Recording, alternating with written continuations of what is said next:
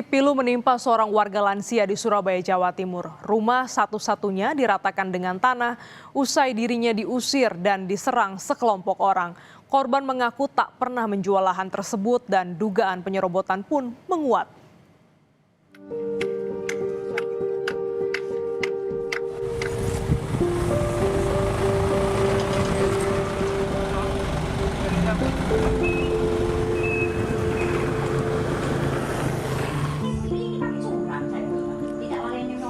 Di usia senja, saat seharusnya menikmati ketenangan, seorang nenek di Surabaya justru kehilangan segalanya.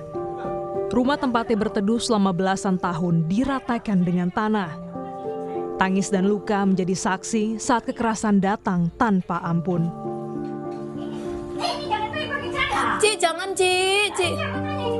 Sekelompok orang mendatangi rumah, menyeret korban keluar hingga berujung penganiayaan.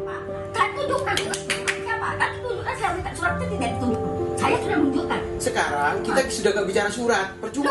Tanpa putusan pengadilan, tanpa prosedur hukum dan tanpa pengawalan aparat. Rumah yang telah menjadi tempat berteduh selama belasan tahun itu kini hanya tinggal puing. Peristiwa ini terjadi di Duku Kuwukan nomor 27 Kelurahan Lontar, Surabaya pada 6 Agustus 2025. Sekitar 50 orang yang dipimpin pria bernama SML dan YSN datang menyerbu. Mereka memaksa Nenek Elina keluar dengan alasan lahan telah berpindah kepemilikan kepada seorang pria bernama Samuel. Aksi itu berujung kekerasan di mana korban diseret secara paksa mengalami luka serius di bagian wajah, bibir, dan juga lengan. Meski korban menegaskan telah menempati rumah itu sejak 2011, pelaku tetap merobohkan bangunan menggunakan alat berat. Orang banyak dan baju merah terus dan tulisannya Madas Malika.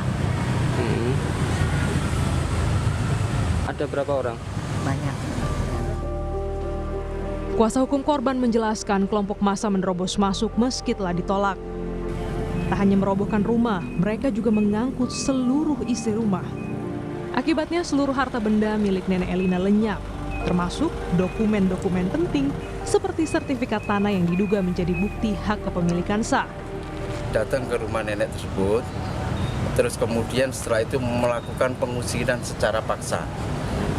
Dengan cara nenek tersebut awalnya ditarik ya Bu, ditarik, terus kemudian diangkat, kemudian dikeluarkan dari rumah. 4 sampai 5 orang ya.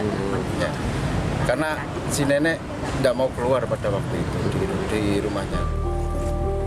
Atas kejadian ini, korban melaporkan kasus ini ke polisi pada Selasa 23 Desember. Wakil Wali Kota Surabaya, Armuji, melakukan inspeksi mendadak atau sidak terkait kasus viralnya Nenek Elina yang rumahnya dirobohkan secara paksa. Armuji mendatangi rumah Nenek Elina yang telah roboh dan juga berbincang dengan sejumlah perangkat RT dan RW. Melihat salah benarnya. Iya. Kalau Bapak merasa benar, itu kan ada jalurnya proses hukum toh. Iya kan? Kalau Bapak tidak terima, kan bisa proses hukum. Iya. Ada mekanismenya. Nah ini yang dilakukan cara-cara brutal seperti ini. Ini brutal sekali, dikecam seluruh Indonesia, mengecam sampean Pak nanti Pak. Iya. Ormas itu dikecam. Indonesia lagi. Kita enggak pakai ormas Pak. Nah itu siapa yang... Bukan Pak. Itu siapa itu? Yasin itu teman saya sendiri. Kenapa? Pribadi teman saya. Sampan bayari korak itu piro sih Pak? Nah, saya kira proses hukum ya enak, sah, semuanya legal, smooth dan tidak terjadi keributan. Harusnya seperti itu.